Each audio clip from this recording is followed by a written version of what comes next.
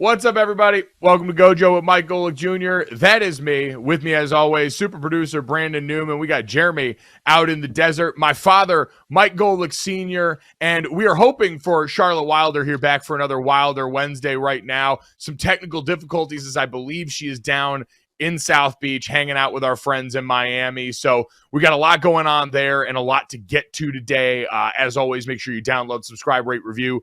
Leave us that 5-star rating. Check us out on the DraftKings YouTube channel as well as DraftKingsNetwork.com. Plenty to get to the last round, the last volley, we hope, in the Nathaniel Hackett, Sean Payton saga. U.S. women's national team, past and present, trading wars of words, and the collegiate gambling ring in the state of Iowa adds a wild new layer to all the proceedings there. So, Dad, it is a weird smorgasbord of things going on in the world of sports here right now that we get to sink our teeth into today. Yeah, we really do. Listen, I mean, we're in a situation where we find that time where there's looking for stuff to talk about, but we got the NFL training camps, and there's always a lot to talk about here. But man, so much more because of the World Cup and the women and the college football getting ready to play, but the Pac-12 playing around with some kind of TV deal that I have an analogy for that only people my age will understand. I will tell you right now, you and Charlotte will have no idea what I am talking about when I give this analogy, but just know that it makes me laugh that this is where the Pac-12 is, or the Pac-9, I guess, is, and just how this conference may be on its way out. I am excited to be alienated by this analogy along with 2/3 of our audience.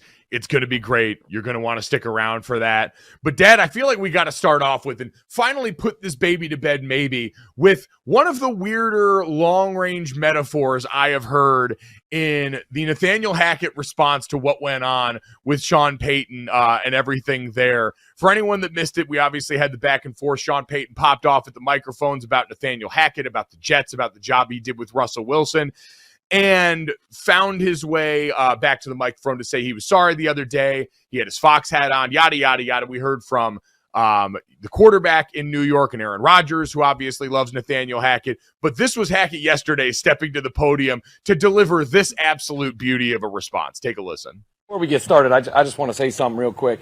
Obviously, last week has been a very unique week, I think, for this organization. And I've been involved in this business my whole life, 43 years. And as a coach, as a coach's kid, we live in a glass house. We know that. We all live in different rooms. We all got a key for it. And it's one of those things that there's a code, there's a way things are done in that house. And, this past week, it's frustrating and it sucks, but we're all susceptible to it. There are things that you do, mistakes you make, and it costs you time on the field, costs you your job, all those things. And I own all that stuff. I mean, it's that fact. I got no excuses. That's how we live here at the New York Jets. That's how we've lived everywhere I've been. No excuses. So I own all those things. And it's unfortunate that had to happen, the comments that were made. But, hey, they did. I'll tell you, I was probably more surprised that they happened now. Was definitely expecting them in week 5. So I'm almost thankful that we got that, out of the way. We all understand where certain people feel and think. It makes you understand that you do this for a very specific reason, for the love of the game, for the love of teaching, for the love of watching people grow. And there's ups and downs. Never get too high, never get too low. And, gotta love this stuff. Charlotte Wilder, whose voice I heard creeping into the background now, who I think is with us. Charlotte, did you see the Nathaniel Hackett response yesterday, and what did you think of the long metaphor about coaches all living inside a glass house, all having their separate rooms, all having their keys that unlock the glass doors that get them into the glass house? I mean, I think that, first of all, hi, guys. Look at us. Who would have thought?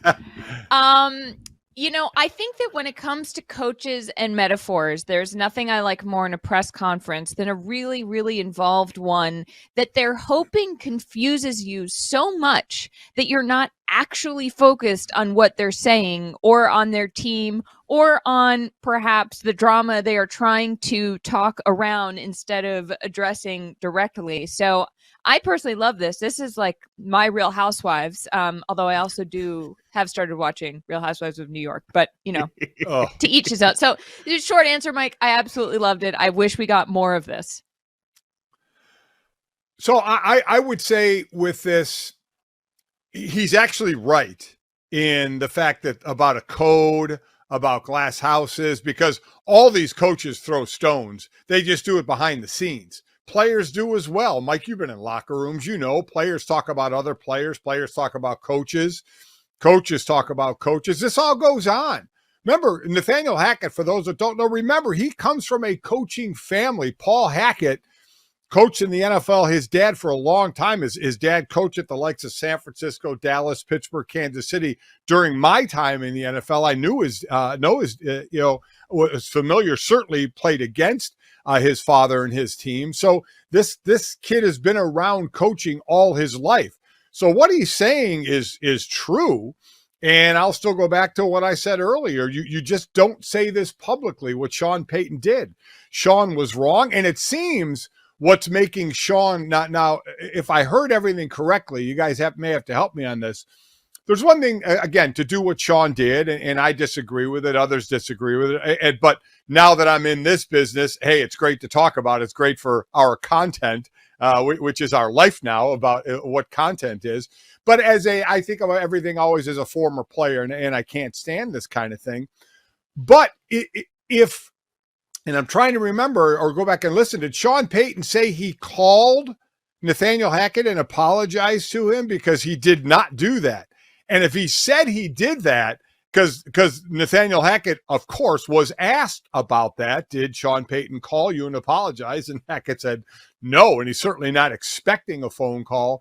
That if that in fact was the way it went, then it makes Sean Payton look even worse. It's one thing to say, I had my Fox hat on 40 minutes after the interview, I regretted it. But if you actually said, I called him and apologized, but you never did, man, that's that's a bad look upon you as well. I like the idea that now Sean Payton is just going to wait and he's going to call Nathaniel Hackett at 2 a.m. the night before their matchup week 5 and just hang up immediately on his hotel room phone. Because one thing that got established in all of this, men are too emotional to be football coaches. Because Sean Payton couldn't help but let that all out. Listen, Mike. I mean, Charlotte, it's right out there in the open, because the thing that stuck out about Nathaniel Hackett talking, obviously Sean Payton felt like getting some stuff off his chest. Even in his apology, non-apology, he never actually said what I said was wrong. And so Nathaniel Hackett got up there and really seemed to want to get out there, and I've got a remote control in my background around here. Mission Control is going nuts over here. But what you... Yeah, Brandon. Are you landing on the moon, Mike? Brandon's on speed. Hold on. We're going to take everyone behind the curtain right now, because we've had wild technical difficulties going on this morning. And Brandon, by no fault of his own, had to be on speakerphone with our producer, Jeremy, who's out in Las Vegas. And so now, in the middle of this, we have heard Brandon talking to Jeremy on speakerphone during the show here. Brandon, are you okay over there? I know you're spinning a lot of plates right now. I want to make sure you're all right. This will be Jeremy's debut too via speakerphone. How you doing, bud? I'm okay. We're not okay as a show. We are going to get through this together, though. Thanks for chiming in. I would love for you guys to just focus on the content, and I'll take care of the back end. Sorry about my interruption. Thank you so much. No, that's fine. We just wanted to make sure that Jeremy felt his voice was heard on air here. No matter if it sounds like he's talking on a walkie-talkie or not, these are important things. But no, listen, Nate Hackett wanted to make sure in his response that he knew that Sean Payton knew that he was wrong. And that was why the glass houses thing come. Because listen, the playbook for this, I always say I could do the media segment on giving advice in responses to certain situations like this. I could be the consulting firm that coaches and teams use, because the easy response to this is, yeah, you know what? I heard what Sean Payton said. I respect him and his resume and what he's done for this league. I own what happened in Denver. We weren't as successful as I or the team wanted to be, and that's why I'm here. But man, I am excited about the prospect of coaching this New York Jets team. We're fired up for the 2023 season, and we can't wait for week 5 where we get to see these guys on the field and not worry about any of this. Cut and fine print. That is what you would do if you're trying to get out of the situation with minimal collateral damage, but he wasn't. He was trying to let Sean Payton know that he knew that he should feel bad about this because we live in the glass house the coaches live in. I was a little surprised, I'm not going to lie, because on the show the other day, I even said, I think he's going to take the high road because Robert Saleh stuck up for him, Aaron Rodgers stuck up for him, and stuck up for him again. So I thought he would take the high road on this. But yeah, he did want to let everybody know that he broke the code, you know, and people always kind of scoff at a code, but there are unwritten rules. They're everywhere. It's not just in the sports world. You know, they're everywhere. They're in this business as well. I was just surprised, Charlotte, that he kind of brought that out. I was fully expecting him to take the high road. And while I know, again, us for content, like the fact that he kind of went down the road we didn't think he'd go down, I was still surprised, being a coach's son, that he didn't just take the high road here. When we come back, my thoughts on this issue. Do we have a break here? Am I making that up? I think you kind of are. I had 2 minutes in my ear at one point, guys. I'm just y'all are going to bear with us today while Wow. we battle our way through this right now, the same way that they did there. It is funny, everything we talk about today, I feel like we should have to put a coin in a jar for all this discussion, because Nathaniel Hackett and Sean Payton drama, while compelling, isn't actually football. The stuff that we are going to get to with the Pac-12 and their ridiculous streaming deal that was offered to them what feels like months ago, that now George Kliavkoff and the conference are trying to act like is new, is distinctly not football. And I feel like we're going to have to start putting coins in the jar of, you have to say one nice thing about the upcoming football season that's actually going to happen on the field before we can continue to just barf sports business and insane drama down people's throats. Because, man, it seems like it has just been all we have been given by this. Even what we're going to talk about, the Carli Lloyd stuff with the U.S. women's national team, like, nowhere in her response was there analysis of what's actually gone wrong for that team. Nowhere in her analysis was what actually needs to change for them to be better. It was, oh man, she's clearly ticked off about some stuff that feels deeply personal, either with members of that team, with stuff that she actually knows about that team, or what have you. So we're at peak soap opera season in the world of sports, which feels like it ran over a little bit, but we'll try and get to it the way we know next here. Maybe we have a break. All right, we'll stop talking about the Carli Lloyd beef and we'll be about it. First off, Charlotte, for you, we haven't talked to you much since the World Cup has been going for the women. How have you taken this in? Because I found myself maybe not reacting as strong as Carli Lloyd has to what's gone on, the U.S. women moving out of the group stage, but doing it in second in their group, only winning once during group play, which they hadn't done in quite a while here. I found myself struggling existentially because, as a sports fan, I'm a Notre Dame football fan, which means I haven't won a national title in my lifetime, and I've had to deal with a lot of ups and downs and losses in big games. I have not been able to gloat proudly about that team as often as I'd like. But with the U.S. women's national team, I get to talk reckless nonsense because they've always been so good that I just feel like they're going to win everything. How has this experience been for you so far, Charlotte? As a Patriots, Red Sox, and one title Celtics fan in my life, yeah, it's and the women's national team was my first sports love. Like, I think I've talked about this before, how in 1999, Brandi Chastain rips off her shirt, and I was like, this is the most metal thing that I've ever seen in my entire life. And it's one of my, like, most profound memories. So to have been spoiled by, 2 more wins since then has been absolutely insane. And I think it's actually tempered a little bit. I think it's made, for me, I'm less upset about, it's like we had dominance for so long and they still moved on. And this is clearly a team that looks a little bit disjointed at times, that seems to have a little bit of trouble figuring out exactly where they're supposed to be. They got run around big time by the Dutch, but they got out of the they made it to the round of 16, right? So I think that on some level, I don't question how much they want it. I think it's just a question of making sure everything gels together. And I think that we've had it so good that expecting this very young team to live up to those insane standards right off the bat, like maybe they're going to get there on their own over the course of this tournament. I think it's way too early to say like there's not passion there or they're not trying. So a lot of people will want to put their actions after that game as a reason they're not playing like the two-time defending champs that we know. And we know this team has a lot of newcomers, right? So they have to kind of play together and get to know one another. I am not one, the Carli Lloyd talking about the signing autographs and smiling and dancing a little bit after. That stuff grates me. I'm not going to lie. Not what they did, but that Carli Lloyd comments against it. So when I'm playing ball and we lose a game, I'm still running across that field. And remember, they didn't lose. They're still advanced. They're not playing like we normally are used to seeing. But I'll run across the field and I'll talk to the guy I played against the most, or if there's somebody I know, I'll talk to him. And there might be some smiling involved if we're talking about families or whatever.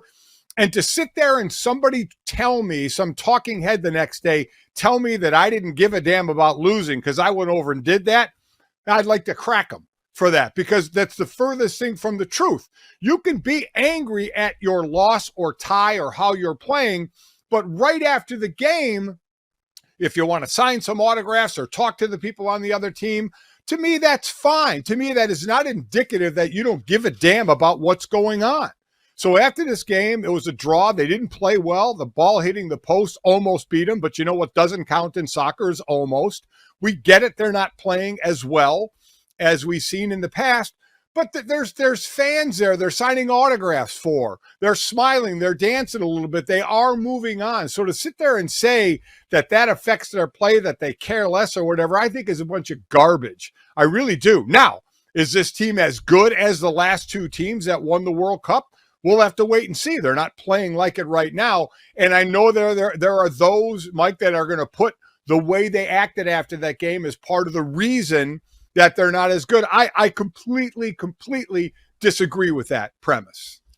Yeah, I was going to say, if Carli Lloyd's going to go down that road, it needs to be because she actually knows something that's going on behind the scenes, because a lot of people are going to look at, maybe this is personal between her and Megan Rapinoe and what went on with those two as teammates and some of the disagreements there. But unless she knows, hey, there really has been a lack of attention to detail inside that locker room, and she's upset because of what she perceives the standard of women's soccer to be, one that she no doubt helped set and has earned a place in the history of, and all of those things.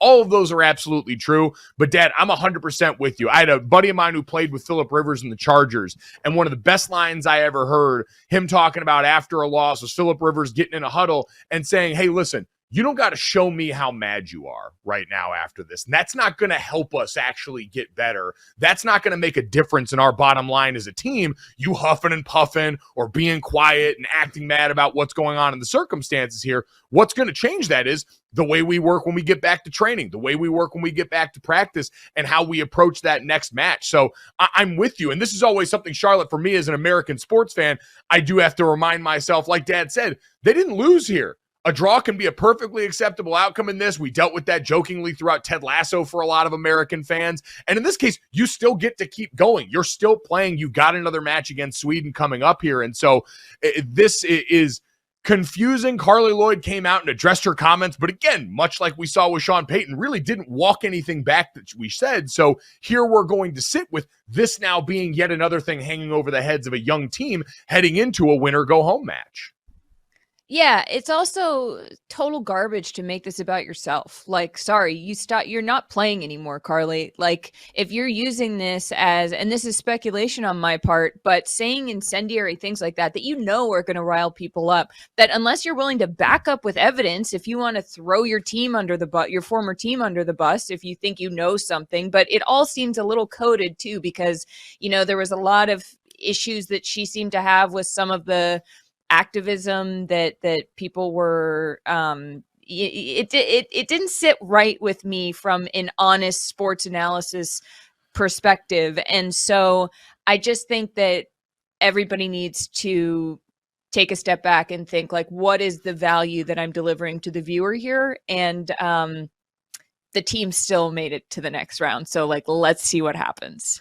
And listen, if you're going to be critical of what's going on the field. Like, and right.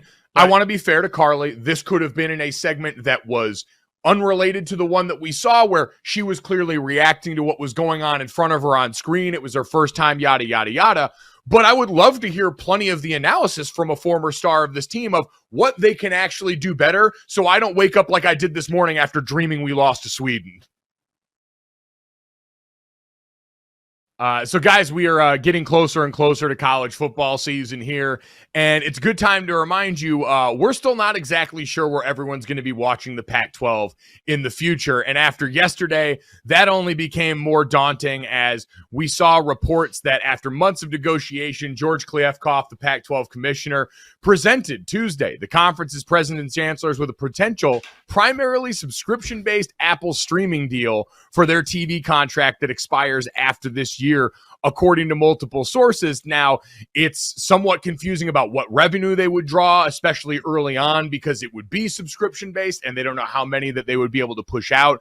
The exposure is something that's a big question for all these teams involved. And, Dad, we know that this was a big hang-up for Colorado. It was one of the last straws on why they decided to depart.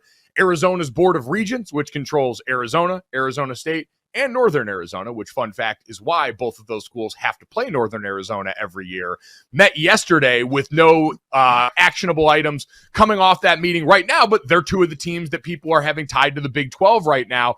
It's all a bit of a mess. And, Dad, for this Pac-12 streaming idea that was floated a while back, we talked about on this show, is not new, now being presented as maybe the idea. Everyone's got to be looking around wondering, going, all right, you kept saying that the longer we waited, the better leverage we would get. And this doesn't certainly feel like that right now as you stare at an idea we all knew about a couple months ago. So, it's what we all know, things are going streaming, right? We get it. And when you see these TV deals, like when the Big Ten or whatever, when they just signed their TV deal, they're getting that money. It's not based on viewerships or subscriptions. They're getting the money. When Amazon did their deal for Thursday Night Football in the NFL, nowhere, I believe, does it say, well, it's all based on the subscriptions. The NFL can sell of Amazon to see how much money they're going to get. No, they're going to get a lot of money, a hell of a lot of money. So that's what we're used to, is just getting that money. Here, this blows my mind that, and let me just say, the Pac-12 is done. Where are they? The Pac-9 now? I mean, they're done as being a Power 5. People are going to ditch, and they should ditch if they're worried about the money for the rest of for their schools and their athletic departments, because this conference is going nowhere. It's a shame. I hate seeing that, but it is a shame to now say when the other power conferences have their TV deals and are making money. We know the Big Ten and the SEC, each team's going to get over $50 million. We know the Big 12, each team's going to get just under $32 million a team. And this is going to be subscription-based in the Pac-12. I'm going to tell you what it reminds me of. This reminds me of me. I'm 60 years old. So it reminds me of me in grade school. So obviously, Mike, you, Charlotte, and all the people listening your age group weren't even around then, obviously. So what we had to do in grade school is there was a subscription drive in the school where you actually knocked door to door. And you gave people hey, do you want to buy a subscription to Sports Illustrated, to Field and Stream, to whatever? There were 5 or 6 different magazines that you could buy a subscription to. And I mean, it was tedious. They had to fill out a whole sheet, name, address, all their info. They had to write a check to us right there on the spot. It was tedious. But, and then it was you got prizes based on the number of subscriptions you had to sell. We're talking about a Power 5 conference basing some of their money on subscriptions. I'm waiting for the Bo Nix video that's going to go out to all the Oregon alumni out there. Hey, this is Bo Nix, quarterback of your Oregon Ducks. Please subscribe to the Amazon or Apple or whatever the hell streaming service that wants to show our games so we can get more money. I mean, this is what, seriously, that's what I envision, is the top players for each team doing some video for their alumni to make them subscribe to the Apple streaming service so the Pac-12 can get more money. This is crazy that this is the best they could come up with. This conference is done. I don't know any other way to say it, Charlotte. Yes. First of all, I think that we did have subscription drives. I think we were like, I was just on going the to say, tail end of Charlotte, that. are you as ticked off as I am that Dad tried to insinuate that we didn't have the magazine drive when we were in middle school? Because, buddy, let me tell you, that was a sport. Charlotte, I don't know if that was as competitive for you, but there were some serious prizes on the line for that thing. I went hard in the magazine drive in 7th and 8th grade. Yeah, there was also the wallpaper drive. I mean, sorry, the gift wrapping drive. Wallpaper would be hilarious. Oh, I was like, the wallpaper drive. No. You would go try to sell like wrapping paper around the holidays. And I knew that I didn't care enough to have the drive that it took. So I didn't even put myself in the running. I was like, I'm not even going to try this, which sort of sounds a little bit like what the Pac-12 is, might be resigned to doing. I think that, it's complicated a little bit because I do think that streaming is going to be the direction in which so many things go. But I think that when your conference, like if the SEC went to streaming, it would be like, cool, great, we're going to print money. But if your conference is already floundering the way that the Pac-12 is, then it becomes, it starts to feel a little bit desperate. And I also think there's an element of this that like there should be, at least I would hope there would be on Apple's side and on the streaming side, a desire to, make deals with bars, make deals with public places so that the whole thing about college football that I love so much is like on a Saturday, if you're in the airport, you go like all the games, you can find every game anywhere. There's a ubiquity to it that becomes very comforting, and you really don't want to be taken out of that rotation, as small of a thing as that sounds. So if they can make bigger deals with businesses, maybe that's a way that the subscription thing starts to make more sense monetarily. But I think it's the Pac-12 is sort of stuck between a rock and a hard place at this point. Yeah, and Charlotte, you bring up what I think is the biggest point in all of this. It's a problem of exposure. Right? You go all the way back to Larry Scott, who's really responsible for all of this, like handed George Kliavkoff a really unenviable situation that he is certainly not added to positively himself. But this is the problem the Pac-12 has been dealing with for a while. And when you lose your most valuable property in USC, and that's the thing that you're up against here, they've been battling this exposure thing for a while, though. Remember, it was them having to war against this idea of Pac-12 After Dark that all of us college football sickos love, but doesn't really get you involved in that conversation all day Saturday. It's why we were talking about 9 a.m. local kicks for so long, was so that you could get yourself talked about on the Saturday slate of college football shows. Your highlights would get shown all day. People would get exposed to what was going on in that in bars like you mentioned, Charlotte, because there were always those of us that would be willing to go and stand up till 10:30 at night and watch the Pac-12 After Dark. There's going to be plenty of people, myself included, who would happily pay this money to have the Pac-12 all in one place on one streaming service. You don't have to go around. My biggest beef with streaming is at times you got to bounce between each one. You got to figure out who's affiliated with what.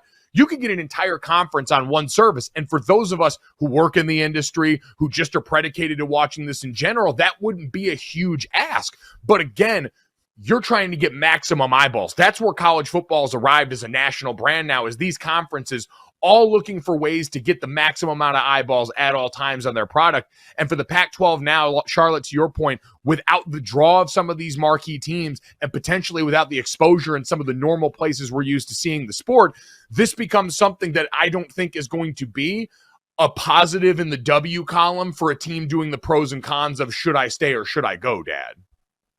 Well, listen, first off, I apologize if you guys went through subscriptions when you were, and I should know that since I was basically in the house when you guys were in grade school, but Again, that was something I'm sure your mother. Yeah, you were over at my house for dinner every night, Mike, and look at how you remember it. I'm sorry it about doesn't that. even register. I do apologize. All I know is if we had that means we probably bought a whole lot of subscriptions. We probably had a lot of magazines laying around. But I swear, I thought we were the ones I thought that ended a while ago. But my fault. Listen, if I think this just shows how bad it is when this is where you are, where it's subscription based, and in an era where media money and broadcast money is really flying out. We keep talking about how it's going to back off.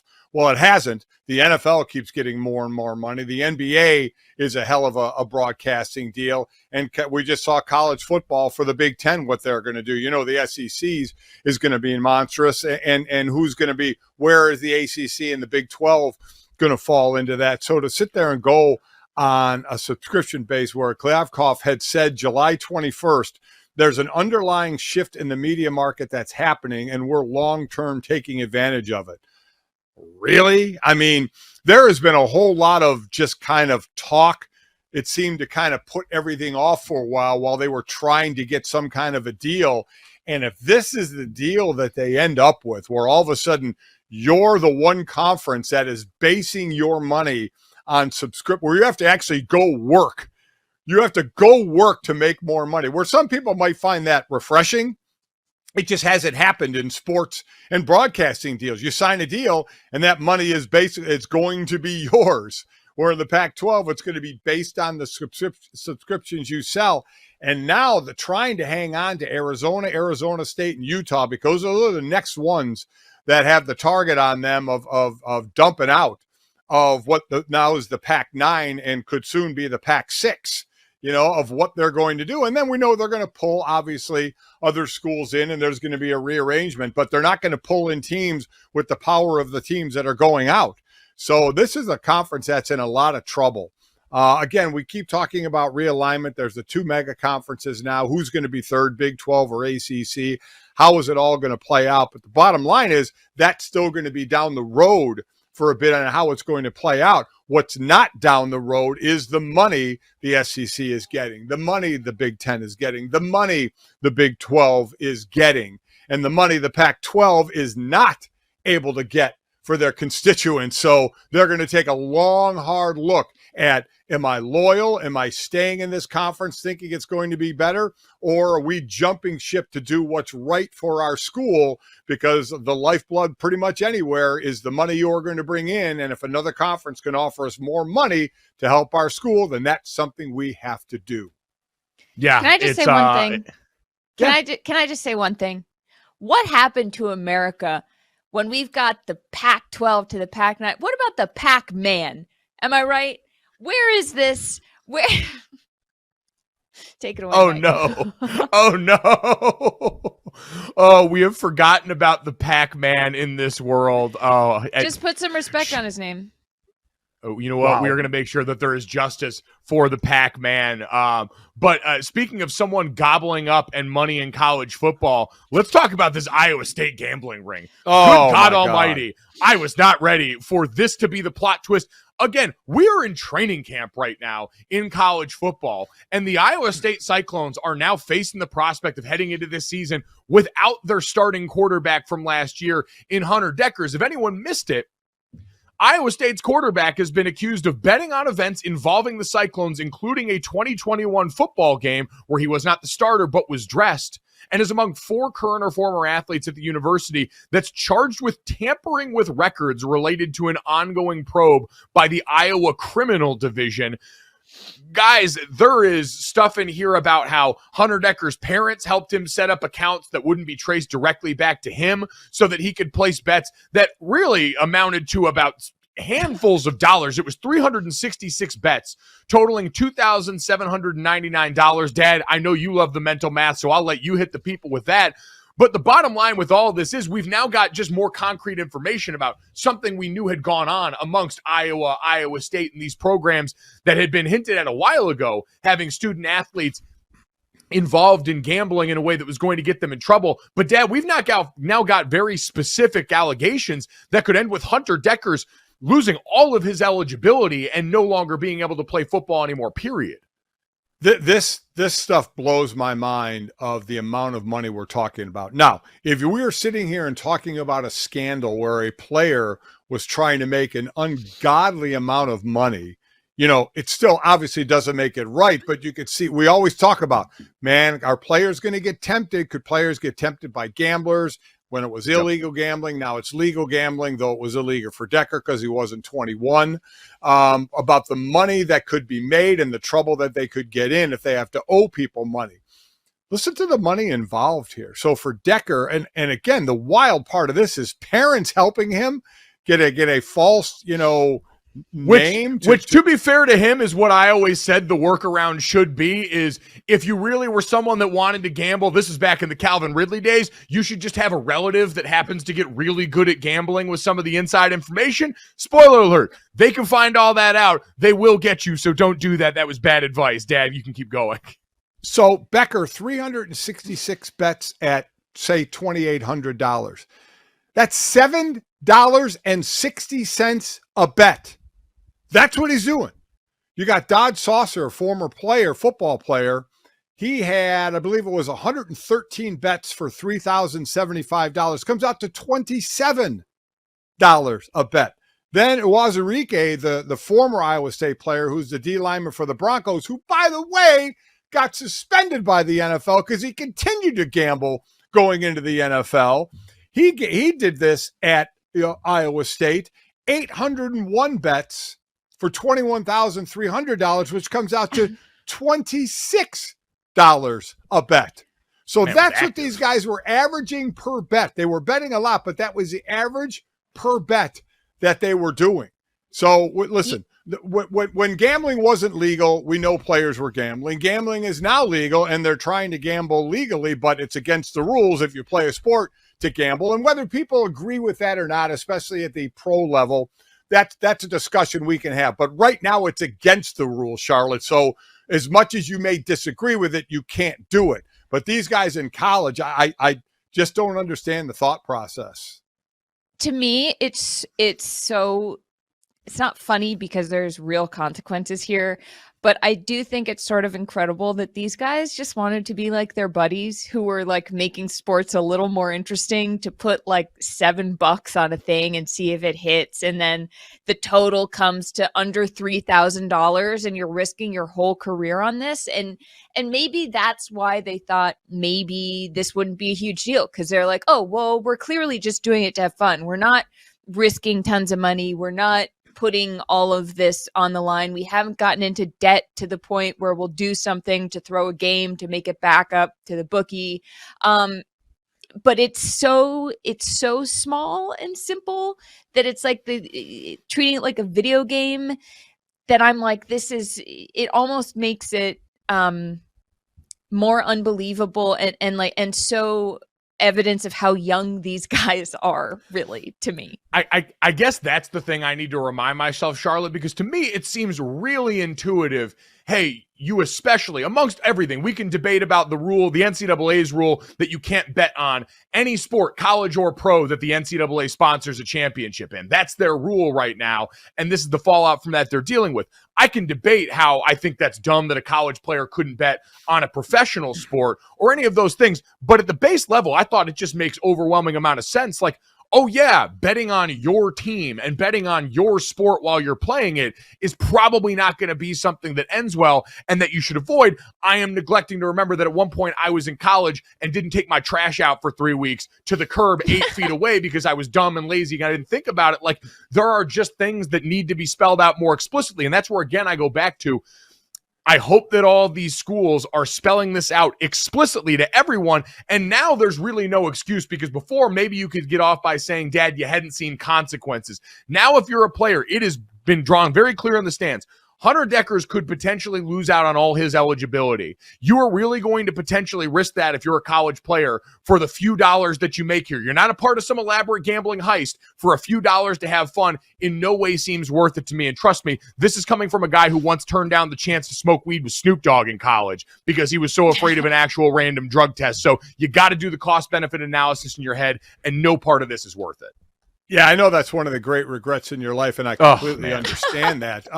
But I will say, so we do understand we're all dumb in college, even though we can be considered almost adults, but you still do dumb things.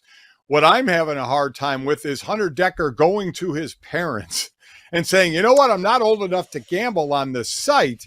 Could you guys help me, give a fake name or a disguise out there so I can gamble? Wouldn't the question come up, son, is this legal? And if he said, oh, yeah, sure, and the parents just went, okay, cool. I mean, the parents got to look in the mirror on this one as well. Yep, going to be a little bit of thumb pulling going on in the household there as we await to see whatever happens with this situation. All right, friends, time to finish off the show the way we always do. This, that, and the third. 3 quick stories to send you off onto your day. As always, make sure you download, subscribe, rate, review. Leave us that 5-star rating. Also, download, subscribe, rate, and review. Oddball, Charlotte Wilder, Amin El Hassan doing a great job covering all things basketball. And make sure you get yourself right for the summer, guys. We're heading into August now. Taylor Swift fans, stand up and protect yourself from the sun here. Knockaround, the go-to for high-quality polarized sunglasses, are going to make sure you look good without having to break the bank. We've still got the U.S. women's national team going along, so you can get your official U.S. women's national team sunglasses, little red, white, and blue, add some spice to your game day outfit. You can also celebrate whatever your team did at the MLB trade deadline with the first 9 teams of their MLB collection. Teams like the Yankees, the Padres, the Astros, all great ones that you can get a hold of. So don't get caught squinting in the sun trying to get sand out of your overpriced sunglasses. Head to knockaround.com today and get the best looking polarized shades starting at just $28. Dad, Charlotte, let's get to this and start off with a little bit of the trade deadline, reminding us that being a Mets fan is always a mistake. For anyone that missed it, the Mets were sellers at the deadline, giving away a bulk of great players on their team. 6 names, including pitchers Max Scherzer, who went to the Texas Rangers, and Justin Verlander, who made his way from the Mets back to the Houston Astros, where he helped win a championship a year ago, where the Mets will pay the bulk of his salary, $35 million over the next couple of years, covering the remaining $57.5 due on his contract. But if that wasn't bad enough, Dad, yesterday as the Mets send him back here, the Astros have Framber Valdez no-hit the Cleveland Guardians in a game that day, while the Mets lose in balk-off fashion. They lose on a game-losing balk to the Kansas City Royals to cement the fact that existence is pain for that franchise and that Mr. and Mrs. Met are probably heading for a hasty divorce here if this keeps up. By the way, that's the 3rd time they've lost on a balk. The 3rd time, going back to, 1989 and then 2011. So it's not like it hasn't been done before by them. And this was a team not long ago that had the record high payroll of $365 million to find themselves 17.5 games out of first place. So now they're selling off the parts, the biggest ones, the 2 pitchers you mentioned, and David Robertson, the closer who went to Miami, and the money they still have to pay. What an absolute embarrassment. And oh, by the way, the other team in New York, the Yankees, are sitting in last place in their division. We'll break down a little more baseball tomorrow, but just the sheer numbers of this right before the trade deadline were ridiculous. I mean, it's just wild, too, because you have Steve Cohen, who comes in, a money guy who's like, we're going to spend whatever it takes. And he said this earlier this season, if I am not incorrect. So to then just immediately sell everybody off and still have them on your payroll, it's sort of like, it reminds me of, VCs who are like, we're going to change the media industry. And then it's harder than I thought. And then, they don't. So maybe there's a theme here. Yeah, Steve Twitter fingers Cohen finding out that life in doing this is actually a lot harder. And I get it. Fans always want to see someone that's willing to spend. But to see the pivot, right. And Max Scherzer was pretty candid talking in his intro press conference with the Texas Rangers about how, they kind of told me that, we were supposed to contend this year and then next year would be a transition. And now next year is going to be a transition and they're going to try and compete in 25, 26. It's all stuff that can't make you feel very warm and fuzzy if you're the Mets and you thought that existence as being a fan of the Mets might finally be different than being a fan of the Mets. But instead, you're just going to foot about $35 million worth of salary for guys that are going to pitch for actual contenders for the rest of this season. Speaking of contenders, guys, let's get to that. An interesting proposition yesterday was made to Tennessee Titans head coach Mike Vrabel at a press conference after one of their practices in training camp. A media member doing God's work tried to ask him how many 5-year-olds he thought it would take to bring down star running back Derrick Henry. Vrabel went on to make the parameters that it would be in a 10-yard square that he would have to get past all of these 5-year-olds. Dad, he set the over-under at 35 5-year-olds. I, for one, do not believe, knowing the 5-year-olds that I do, that they are coordinated enough, tough enough, or have the ability to work together enough to actually make that happen, the parameters. I think you're going to need at least 55-year-olds to bring this guy down. Can I just say, I don't mind media members going kind of, outside the box a little bit, because instead of the same old X's and O's questions or same old questions, this was a stupid question. This was really just a stupid question. You know how many 5-year-olds it would take? It would take one, because Derrick Henry would let the 5-year-old tackle him, because Derrick Henry isn't running over any 5-year-olds. This is a stupid question. All right, 100 5-year-olds. They can all jump on his back and bring him down. What a dumb question. I mean, just a dumb question. I know I should play along with it. I get it. But sitting here trying to actually think of an actual number of 5-year-olds that would actually bring down a man like Derrick Henry is one of the stupidest and most futile, exercises I think I've done in a while. So I got nothing for you. Charlotte, you go ahead and give him a better answer. No, I just think that there's not an amount of 5-year-olds. I think you could send an endless stream of 5-year-olds at Derrick Henry, and he will make it through that 10-foot parameter that Vrabel set out. There's no stopping this man if you still have, rubbery arms and legs and you are 2 feet tall, or however tall 5-year-olds are.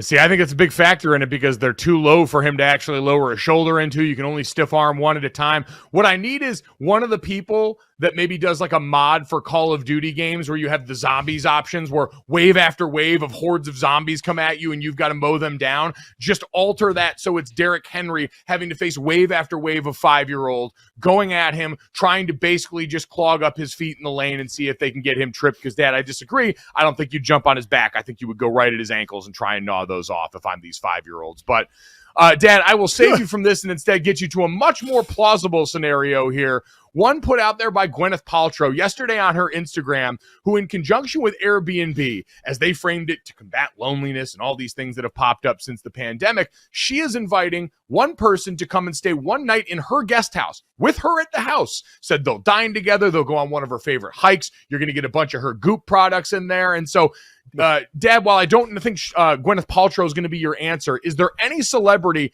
that you would actually like to go hang out with in the guest house for a night?